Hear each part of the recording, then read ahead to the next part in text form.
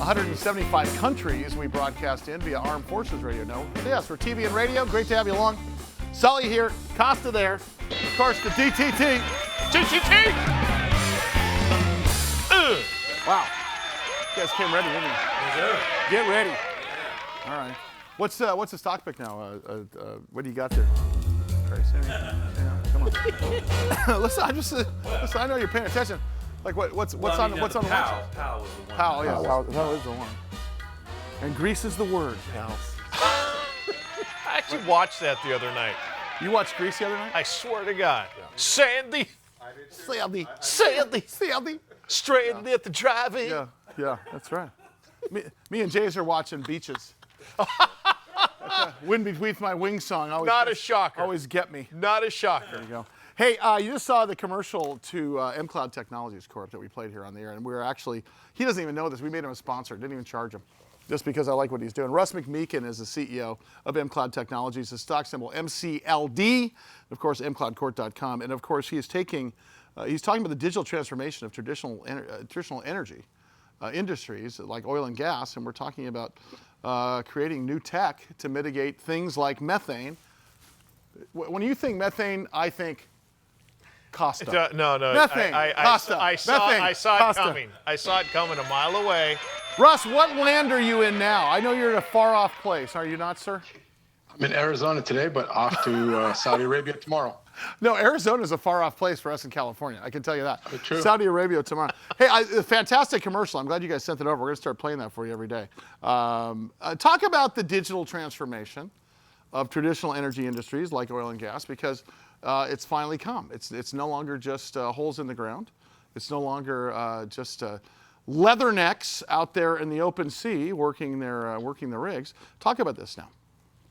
Well, it's a convergence of things. It's all the things you played in the opening remarks around energy and the cost of energy, the need to manage the carbon intensity, regulators, and so on, and the technologies now with cloud, microsensors, AI, the ability to solve the problem quite inexpensively and very effectively and distribute it in faraway lands, as you described them. So yeah. it's all coming together at once, which is exciting. And for you as a company, you know where you were last year, where you were during COVID versus where we're going to be in 2023. Has it been a pretty straight trajectory, or as planned, or have you had to pivot a little bit? Actually, during COVID, people were in their, call it, home bases, so we were able to strike big deals. So one big deal, Aramco in Saudi Arabia. So I've been literally to Saudi Arabia about every 8 weeks since June of last year. Mm-hmm. And a lot of this was during lockdown, right? So if you get proper permissions, you can meet with just about anybody. So Aramco is one. I think you mentioned in your last show, we have a major deal with Mercedes around decarbonizing their Brackley facility in the UK. We're signing, big deals in Canada, all over the place. So a lot of stuff around getting people to pay attention to what we do around the problems they have.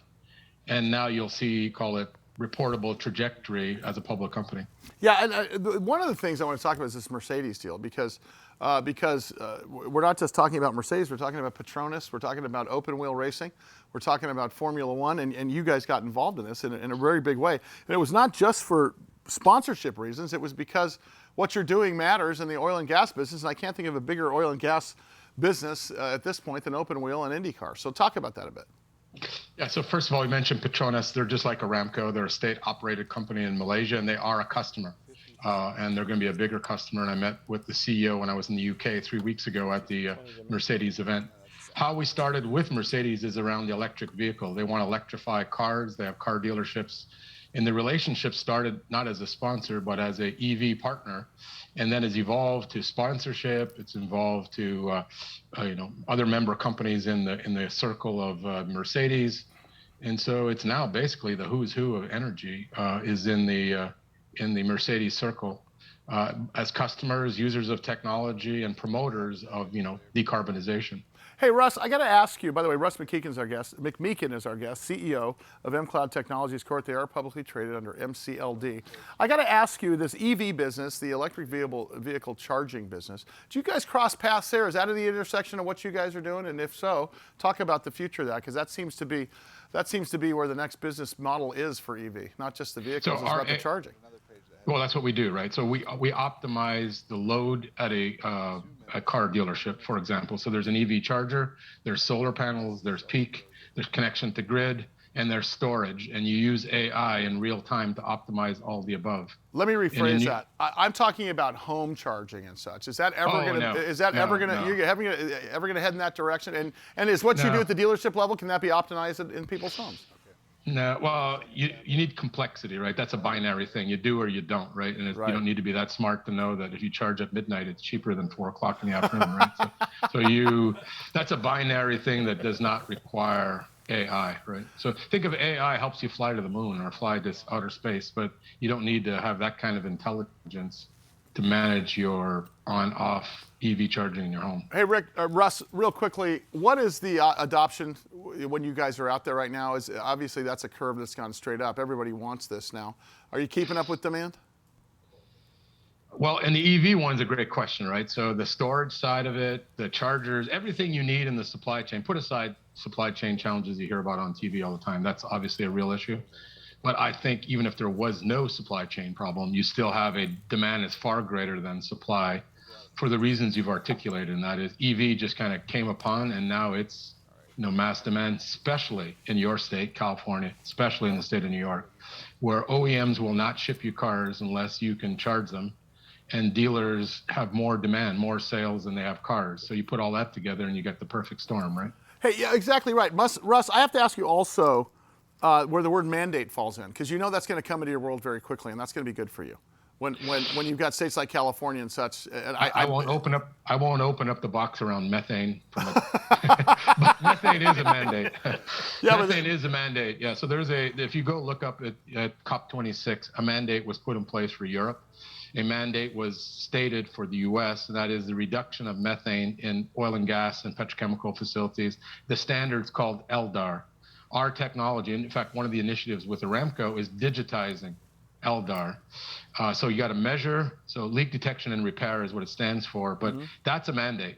And now it's a mandate that people are trying to grapple with, but you can imagine a time in the not too distant future, certainly in Europe, probably in various states in the US and in provinces in Canada, where it will be a bite, not bark. It will be a bite, not bark mandate. So. Have a safe trip, buddy. I want you to, I want to chime in with you there. We'll figure out the time difference. By the way, guess who's coming on Fox Business with me? Who? Very soon. My good buddy Russ McMeekin and I are going to be talking about mCloud. Thank you, pal. We'll talk to you soon. Good guy. Love this cat. All right, more Big Biz coming up. Stand by. BigBizShow.com is our website. And of course, terrestrially, 110 million broadcast television homes every day. Just say it. Key starts going. All right, that does it for us. Jared Coleman, our director. Curtis Maddox, our assistant director. Of course, our floor director is David Comatoy, and whatever else he does over there. Our sergeant at arms keeping people in line here is Jay Banks. Devin Doan, our digital live content producer. Bianca Zuber Delgado, our producer.